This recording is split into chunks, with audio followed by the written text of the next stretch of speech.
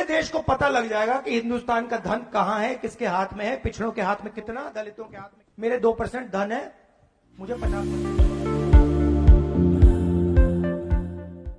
नमस्कार, मैं हूं नवीन झा, डेली न्यूज अपडेट से। दोस्तों, अगर देश का कोई भी महत्वपूर्ण नेता ऐसी बात करता है जिससे देश में अराजकता फैल जाए, तो उसके साथ क्या करना चाहिए? आप जाहिर है आप बोलेंगे उसके खिलाफ केस करो, उसको अंदर डालो, ट्रायल पे लगाओ, फिर कोर्ट देखेगी क्या करना है। लेकिन हमारे देश में ऐसा कुछ नहीं होता है। पहले मैं एक महत्वपूर्ण नेता का पहले बयान सुनिए, उसके बाद बात करता पूरे हूँ। देश को पता लग जाएगा कि हिंदुस्तान का धन कहां है, किसके हाथ में है, पिछड़ों के हाथ में कितना, दलितों के हाथ में कितना, गरीब जनरल कास्ट के हाथ में कितना, महिलाओं के हाथ में कितना, पूरा साफ हो जाएगा सबके सामने। उसके बाद न्यू पॉलिटिक्स शुरू होगी।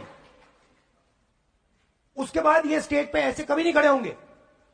अभी ये कह रहे हैं भैया मुझे नहीं मालूम, कब कहेंगे भैया मेरे 50% लोग हैं, मेरे 2% धन है, मुझे 50% धन। सुन लिया आपने पूरा बयान? ये नेता क्या कह रहे हैं कि जाति जनगणना पे इसलिए जोर दे रहे हो कि जाति की जनगणना हो जाएगी, फिर पता चल जाएगा उस जाति के पास ओवरऑल कितना संसाधन है, कितनी प्रॉपर्टी है। और जब ये पता चल जाएगा कि उसके पास कितनी प्रॉपर्टी है, जिसके पास कम प्रॉपर्टी होगी वो क्या करेगा, फिर जो ज़्यादा प्रॉपर्टी वाली होगी, जो कास्ट होंगी, उस पर धावा बोल देगा और उससे प्रॉपर्टी छीनेगा। मतलब अगर किसी के पास किसी कास्ट को पता चल गया कि वो देश में 10% है और उसके पास प्रॉपर्टी 2% ही है, तो क्या करेगा? वो 8% प्रॉपर्टी कहीं ना कहीं से तो लेगा। किससे लेगा?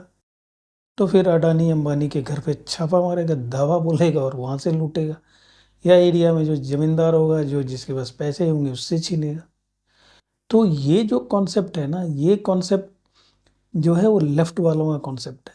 और आजकल राहुल गांधी का जो कॉटरी है उसमें लेफ्टिस्ट भरे पड़े हैं और ऐसी ऐसी चीज़ें इसके दिमाग में फिट कर रहे हैं जिससे देश में अराजकता फैलाई जा सकती है दोस्तों। और इतना ऐसे ऐसे बयान देने के बाद भी इसके ऊपर कुछ कार्रवाई नहीं हो रही। पता नहीं मोदी जी और अमित शाह को किसने हाथ बांध रखा है। क्या कोई कमजोरी राहुल गांधी के पास इन लोगों के हाथ लगी है कि जिसके चलते कार्रवाई नहीं हो पाती है? नहीं तो अगर आप समझ लो ऐसा बयान कोई देता है जो देश में अराजकता फैलाने वाली हो, तो उसके खिलाफ तुरंत कार्रवाई होनी चाहिए। उसके खिलाफ देशद्रोह का मुकदमा लगना चाहिए दोस्तों। लेकिन वो फ्रीली कहता भी है, करता भी है, तू तराक से बोलता है और फिर ऐसी ऐसी बातें बोल के भी फ्री घूम रहा है, पूरी दुनिया में ऐश मौज कर रहा है और सरकार को डीस्टेबलाइज करने की भी प्लानिंग करते रहता है बाहरी शक्तियों से मिलके। लेकिन सरकार मूक दर्शक होकर देखती रहती है।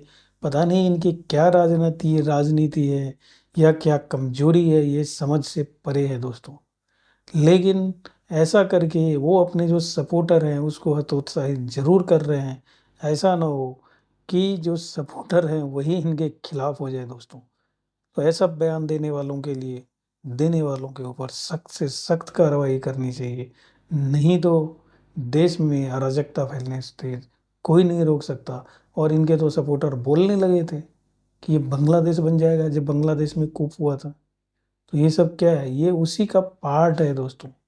तो मेरा तो मानना है कि राहुल गांधी के ऊपर इस बयान पे बिल्कुल ही केस दर्ज होनी चाहिए और अरेस्ट होना चाहिए दोस्तों। दोस्तों, आप क्या सोचते हैं इसके बारे में, ये ज़रूर मुझे बताइए। और अगर आपने अभी चैनल को सब्सक्राइब नहीं किया है अभी तक तो कर लीजिए और वीडियो को लाइक और शेयर करना ना भूलना दोस्तों। धन्यवाद।